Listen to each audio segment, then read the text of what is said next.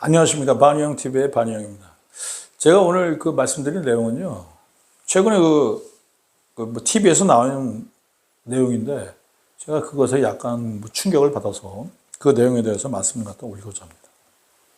그 제목은 뭐냐면요, 뉴스에서 나온 내용인데, 제목이 뭐냐면, 장사 도저히 못해 먹겠다 라는 자영업자 그 타이틀을 갖다 달아놓고 그 뉴스가 나왔습니다. 왜냐면은, 그 뉴스의 내용은 뭐냐면은 1963년 이후에 그 자영업자 통계를 갖다가 계속 좀 국가에서 잡아왔는데요. 그게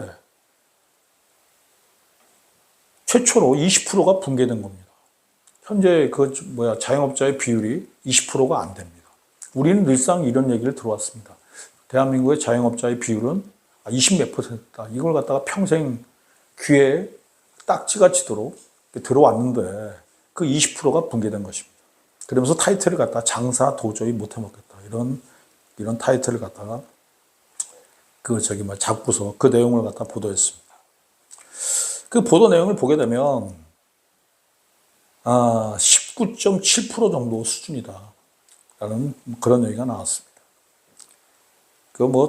자세한 얘기는 안 하고요. 그거 관련해서 제가 이런 말씀을 갖다 올리고자 합니다.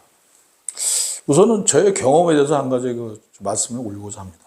왜 자영업자들이 왜 이렇게 힘든가? 제가 옛날에 직장을 다닐 때요. 직장에 있는 동료들을 한 10명하고 한 집을 갖다가 점심 식사를 갖다 하는 한 집을 갖다 지정해가지고 그 집에 가서 먹었습니다. 그러니까 무슨 얘기인가 하니 그 집은 점심 장사만 해요. 그래서 그 집에 대해서 이제 점심을 먹으러 가면 보통 일반인한테는 5,000원 받는다고 치면 우리가 가게 되면 500원 정도는 깎아줍니다. 10명이 단체로 가니까요. 근데 어느 날 그 분하고 제가 그때 총무를 맡고 있었는데 그분하고 대화를 하는데 그분이 이런 말씀을 하세요. 그래서 제가 물어봤죠. 밥집을 갖다가 언제부터 이렇게 시작하셨습니까? 그러니까 꽤 오래됐대요. 그러면서 대화를 하는 과정 속에서 제가 약간 좀 특이한 걸 갖다 들었어요. 그러니까 저로서는 약간 특이한 내용입니다. 일반 장사하시는 분들은 다 아시겠지만, 무슨 얘기인 거 아니? 장사를 하게 되면 적정 수준까지는 본전이래요. 무슨 얘기인 거 아니? 장사를 하는데 들어가는 거는 가게세, 재료비, 인건비 등이 이제 대부분인데, 그게 이제 들어가잖아요.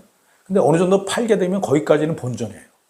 근데 그 이후에 매상이 올라가게 되면 그거는 주인의 수익으로 그대로 들어가는 겁니다.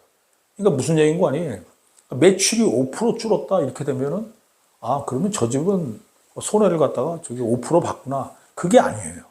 매출이 5% 줄었다는 얘기는 주인한테 돌아가는 돈이 5%가 아니라 10% 20%가 줄었다는 그런 얘기하고도 비슷합니다. 무슨 얘기인 거 아니? 적정 수준까지는 본전이잖아요. 근데 적정 수준을 갖다 넘게 되면 주인이 가져갑니다. 그렇게 되게 되면 자영업을 갖다 계속 하겠죠. 근데 적정 수준에서 예를 들어서 10% 이상 팔고 있는데 거기서 5%가 팍 줄었어요. 그렇게 되면 무슨 일이 벌어지냐?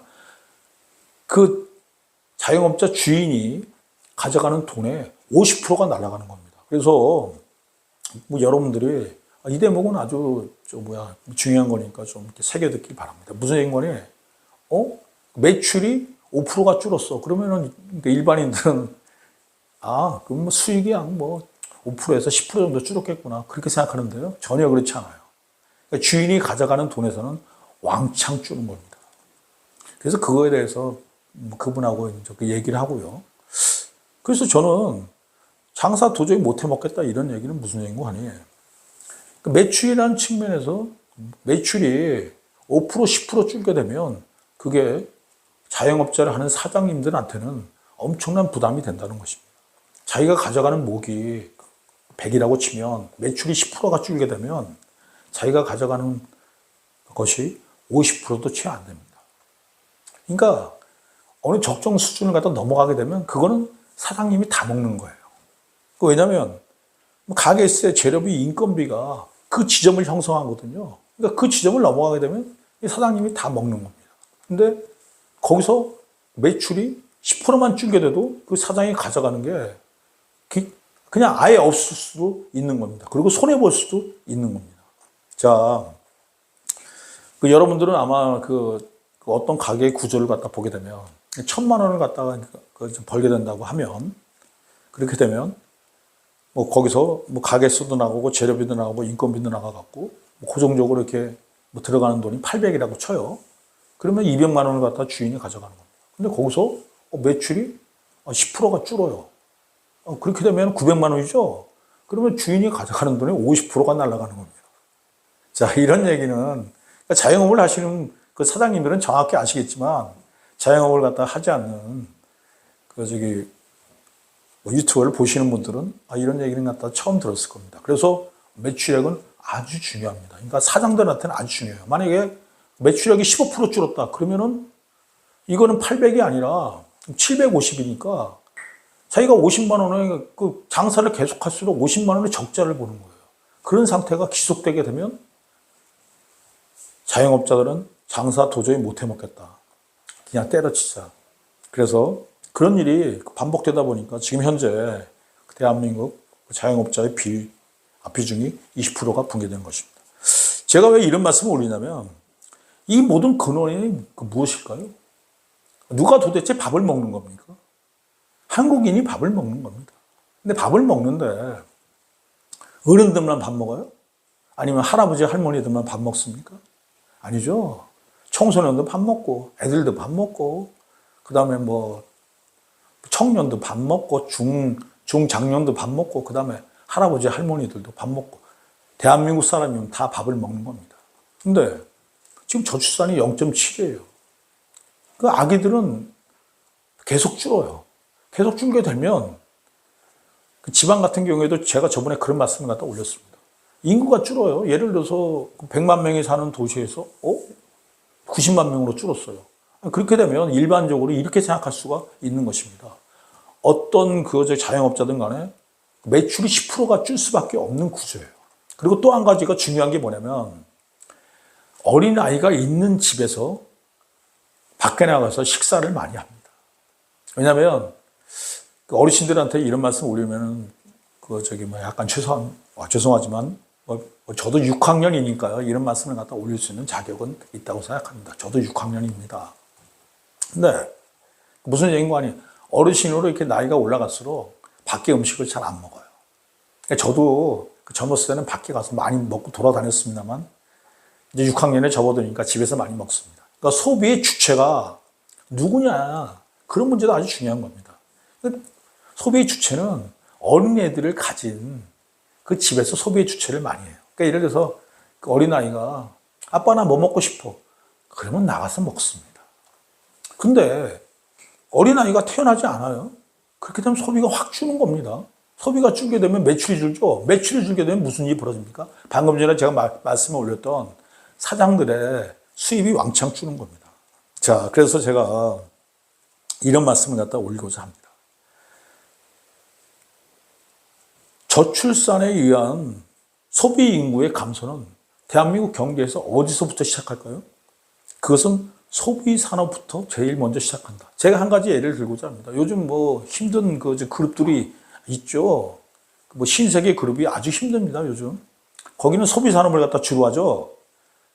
내가 솔직히 말씀드리는데 신세계 그룹이나 아니면 롯데 그룹은 10년을 넘긴다는 보장이 없어요. 뭐 제가 이런 말씀을 올리면 설마 그러겠냐. 그러니까 롯데 그룹처럼 그렇게 거대한 기업이 아니면 신세계 그룹처럼 그런 뭐 거대한 소비재 산업을 하는 그런 그룹이 10년을 넘기기 힘들다? 그러나 그건 사실이에요. 그런 그룹이 10년을 넘기는 사실상 힘든 것이 지금 현재 구조입니다. 롯데도 지금요, 비상 상태로 들어가고 비상 경영 상태로 들어가고 있는 그런 형국이고요. 신세계도요. 지금 비상경영 상태로 들어가고 있는 그런 형국인 것입니다. 제가 여기서 마지막으로 정리하고 싶은 것은 장사 도저히 못 해먹겠다는 그 근원적인 뿌리는 저출산에 근거하고 있다는 그런 말씀을 갖다 올리는 겁니다. 애들이 없으면요, 소비가 줄어요. 어르신들은 잘 소비를 안 합니다. 그러니까 애들이 있는 집에서는 소비를 많이 해요. 애들이 있으면요, 놀러 많이 다닙니다. 저도요, 애들이 어렸을 때는 놀러 많이 다녔어요. 근데 지금은 거의 놀러 안 다니는다는 그런 말씀을 올리고요. 소비 주체는 어린 아이가 소비 주체의 핵이라는 말씀을 올리고 저출산이 그런 소비를 갖다가 직접적으로 강타하는 겁니다. 그래서 장사 도저히 못 해먹겠다. 이런 뉴스가 나오는 것이라고 생각합니다. 그것을 없애기 위한 유일한 힘은 저출산을 극복하는 길밖에 없다. 그래서 제가 이런 말씀을 갖다 올립니다. 제가 말씀을 갖다 올리겠지만 저출산 극복은요, 정치권에서도 해결이 안 되고, 그 다음에 무슨 특정 분야에서 해결이 안 됩니다. 제가 저출산을 갖다 극복할 수 있는 전략과 방법은 복합적으로 시행한다는 그런 말씀 갖다가 다음 프로에서 올리겠습니다만은, 정치, 경제, 사회, 문화, 교육, 방송, 종교, 돈, 그 모든 것에서 저출산에 올인해야 됩니다. 그러지 않으면 대한민국과 한민족은 몇십 년 안에 망한다는 그런 말씀을 올립니다. 고맙습니다. 애 낳아보세, 애 낳아보세, 우리도 한번 애 낳아보세.